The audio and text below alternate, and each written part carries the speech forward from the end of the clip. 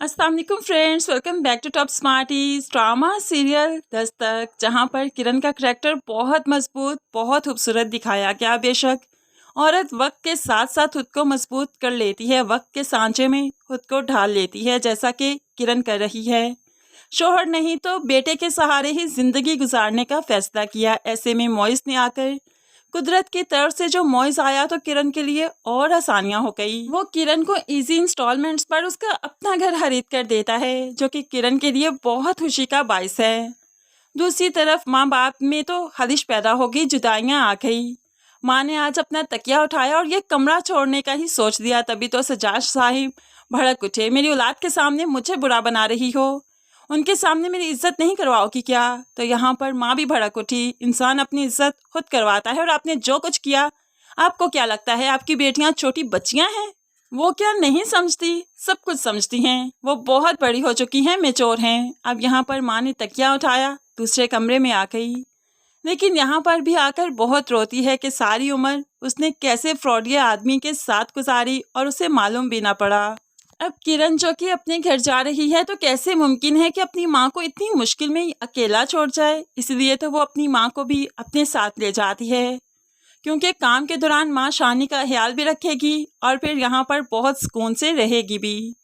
जाते जाते सबसे मिलती है, तो फिर बाप ने भी मुंह पीछे किए हुए किरण के सर पर हाथ रख दिया, क्योंकि किरण इंडिपेंडेंट है, किरण को कोई अब रोक नहीं सकता। दूसरी तरफ 5 साल हो गए शादी को, किसी का हक छीनने के बाद कुदरत भला फरियाद को खुशियाँ कैसे देगी?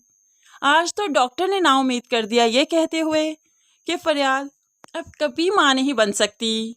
अब यहाँ पर फरियाल जो काफ़ी डिस्टर्ब है, सैफ काफ़ी डिस्टर्ब है, लेकिन फरियाल आकर सारा इल्ज़ाम सास को देती है कि आपकी बद्दुआएं रंग ले आई।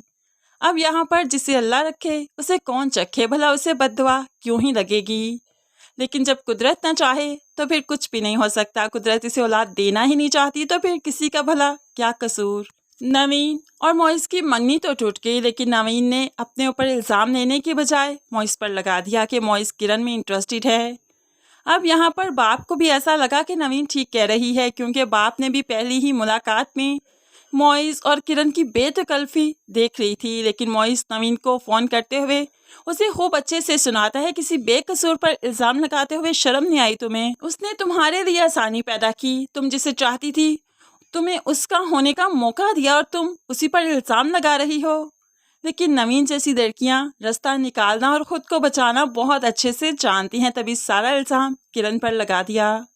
दूसरी तरफ माँ बाप काफ़ी परेशान हैं कि मंगनी टूटने के बाद अब मॉइस किरण से यानी कि एक डिवोर्सी से शादी करेगा।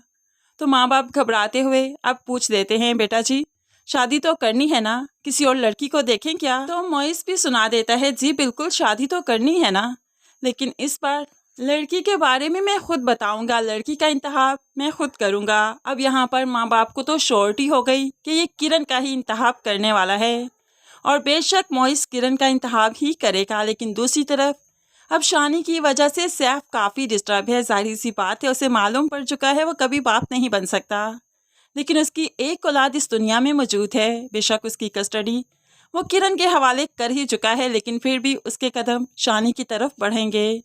लेकिन अब स्टोरी काफ़ी इंटरेस्टिंग हो चुकी है, क्योंकि सब कुछ डिपेंड कर रहा है किरण पर। वो चाहे तो शानी से मिलने दे, चाहे तो सैफ को कभी ना मिलने दे, क्योंकि कस्टडी किरण के पास है।